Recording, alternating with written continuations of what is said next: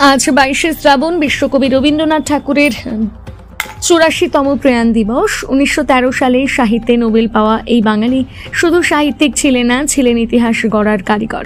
আমার সোনার বাংলা রচনার মধ্য দিয়ে তিনি একাধারে মাটি, মানুষ এবং মননের মেলবন্ধন ঘটিয়েছিলেন। আজ তার প্রয়াণ দিবসে বর্ধমান জেলা তৃণমূল কংগ্রেস কার্যালয়ে বিশ্বকবি রবীন্দ্রনাথ ঠাকুরের প্রতিকৃতিতে মাল্যদান ও পুষ্পার্ঘ্য অর্পণের মধ্য দিয়ে শ্রদ্ধার্ঘ্য জ্ঞাপন করা হলো। প্রতি বছরে বিভিন্ন জায়গায় গোটা দেশ জুড়ে পালন করা হয় রবীন্দ্রনাথ ঠাকুরের জন্মদিবস এবং প্রয়াণ দিবস।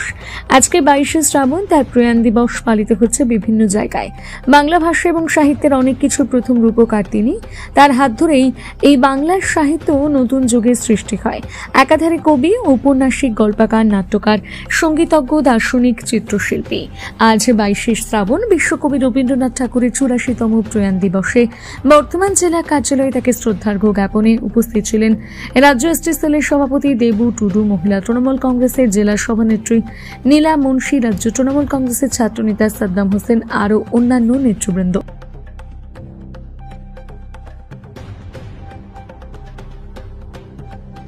আমাদের পূর্ব বর্ধমান জেলা তৃণমূল কংগ্রেস কার্যালয়ে আজকে আমাদের বিশ্বকবি রবীন্দ্রনাথ ঠাকুরের প্রয়াণ দিবস 22শে শ্রাবণ আমরা দলের পক্ষ থেকে পালন করেছি, তাকে শ্রদ্ধার্ঘ্য জানিয়েছি। আমাদের যারা নেতৃত্ব থাকে তারা সবাই উপস্থিত ছিলেন।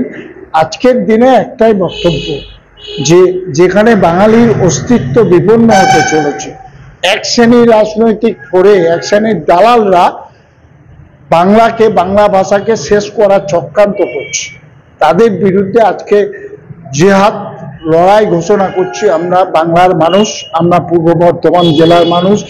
যে বা যারা বাংলা ভাষাকে অসম্মান করছে, যে বা যারা বাংলা ভাষাকে বাংলাদেশি ভাষা বলছে, তাদের বিরুদ্ধে আমরা জিহাদ ঘোষণা করছি।